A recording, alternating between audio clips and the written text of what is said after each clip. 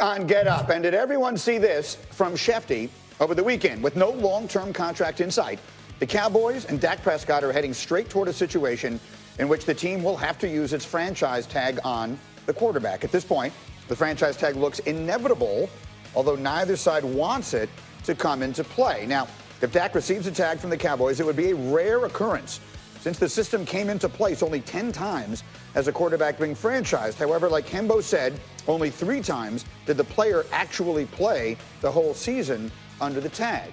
And so the question comes up here, and Swagoo, I will turn to you as our resident former Cowboy, and you make your home in Dallas, so you're sort of living in this conversation, I'm sure, every single day locally.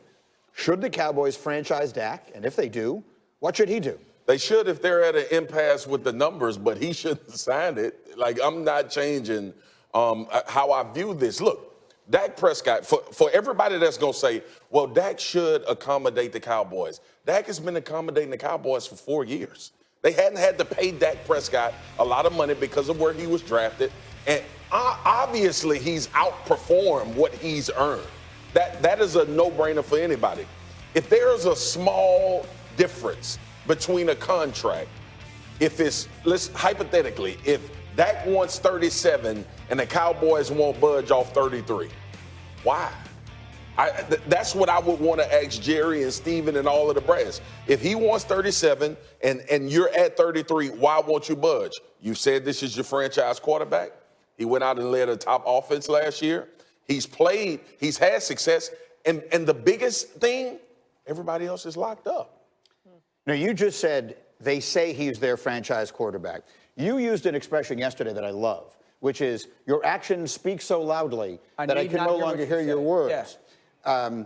So they keep saying he is their franchise quarterback, but they keep paying everybody else and not paying him. And now Shefty is reporting this is headed towards a franchise tag. So their actions speak more loudly than their words. 100%. And Greeny, to your point, everyone else that they have paid outside of Zeke has accomplished less than Dak. You can make the case that Dak has accomplished more than DeMarcus Lawrence, at his position, or that he's accomplished more than Jalen Smith. Or they've paid everybody and not paid the quarterback. I think it's a very slippery slope if Dak decides to play on the franchise tag, because here's the reality. This team's got holes too. They got some holes at the skill position on offense that they might not be as this dynamic offense as people think. Like, Amari Cooper is not under contract. Cobb's not under contract. Gallup is the only dynamic player offensively outside of Zeke that is under contract. And Dak better be, last year I had a different feeling about this, but Dak better be very careful. Here's my thing, if they're going to franchise tag Dak, it's really a one-year rental in many different ways. I know you say it's like an extension for time and all that stuff. I get that. But it's really a one-year rental. If you're going to run one-year rent Dak Prescott, why not one-year rent Tom Brady, or one-year rent Drew Brees, or one-year rent another free agent quarterback? Because if you're going to just continue to franchise tag him and not give him the money, do you really think he's your future? Do you really think that he's your future?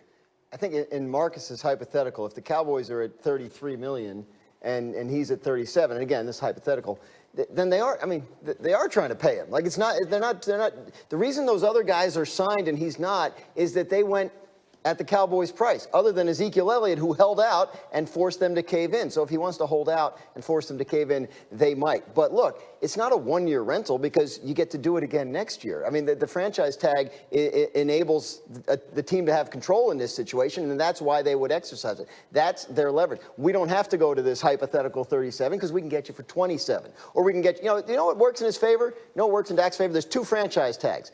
There's the exclusive one and the non-exclusive one. And this is getting a little in the weeds, but the fact of the matter is, if they put the non-exclusive franchise tag on him at $27 million, another team could come in and negotiate a deal with him, and they could get him if they give the Cowboys 2 first-round picks. Now, it never happens, but the Raiders have 3 first-round picks. The Dolphins have 2 first-round picks. Not crazy. If they want to keep that from happening, the exclusive franchise tag costs $34 million. Right. Wait a minute. So if they're worried about losing him and they tag him at the $34 million instead of the 27, then you'll know how they feel about it. Here's the reality of the situation. We talked about this morning. If my wife comes to me and says, I want this bag, and I go, nope, I don't want you to buy that. And she goes, listen, it's it's this much money. And I go, no, I want to spend this much money.